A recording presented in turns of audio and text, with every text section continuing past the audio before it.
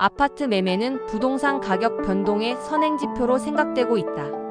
아파트 거래량이 증가하면 시차는 존재하지만 언젠가 가격이 상승하고 거래량이 감소하면 역시나 마찬가지로 시차는 있지만 언젠가 가격은 하락한다. 그 시차는 1에서 2년 정도일 수 있고 어떤 조건에서는 아주 짧을 수도 있다. 거래량은 가격 변동에 선행하여 움직인다. 그래서 아파트 거래량은 분기나 연도별로 늘 살펴봐야 한다. 지금까지 간략히 언급한 것은 아파트 거래량의 총량 변화가 주택시장에 어떤 영향을 미치는가에 중점을 둔 것이다. 이 채널에서 조만간 본격적으로 가격과 거래량을 분석할 순서가 있을 것이다. 구독과 좋아요는 좋은 동영상을 만드는 데에 큰 힘이 됩니다. 오늘은 이런 총량적인 거래량보다는 어느 연령층에서 아파트 매수를 많이 했나를 통계 분석하는 것이다.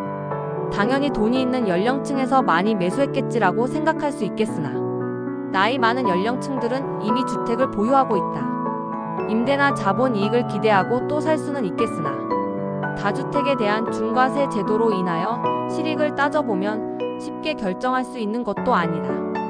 우선 전국적인 거래량 통계를 살펴보면 40대가 비중이 가장 높고 다음으로 30대 비중이 높다. 자산이 축적된 50대, 60대가 매수했을 거란 생각도 할 수 있겠으나 앞서 언급한 것처럼 자가 보유율이 이미 높은 50대, 60대보다는 생애 최초로 주택을 구매하는 30대와 40대가 가장 높다고 나온다.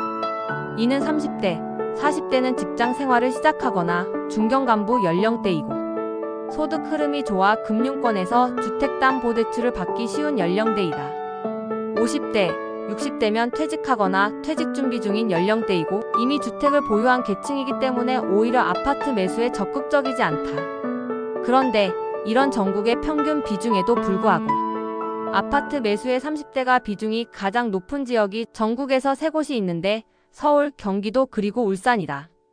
서울은 30대 비중이 32%로 40대 27.8%를 압도한다. 경기도는 30대가 27.3%이고 2위인 40대가 26.6%로 30대가 약간 높다. 울산시는 30대 28.8%이고 40대는 26.1%로 30대가 좀 더 높다. 나머지 광역시와 도단위 지방은 모두 40대이다. 몇 년 전 청년들의 영끌 투자가 유행했었다. 지난 6년간의 아파트 거래를 분석하면 서울 수도권에서는 30대가 비중이 높은 것을 보면 영끌도 어느 정도는 있었을 것으로 본다. 서울 수도권은 두 가지 이유가 아닐까 생각한다. 첫 번째는 가격 상승 기대가 전국 어느 지역보다 높다. 지난 상승기에는 GTX 호재로 상승 지역이 광역화되었다.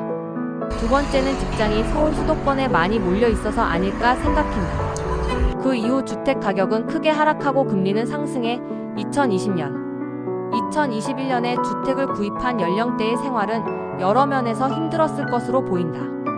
부동산 전략 연구소는 개별 토지나 주택 상품보다는 주택 시장 전체를 조망하는 데 특화되어 있습니다. 앞으로도 시청자님들의 부동산 분야의 시야를 넓히는 데에 도움을 드리도록 하겠습니다.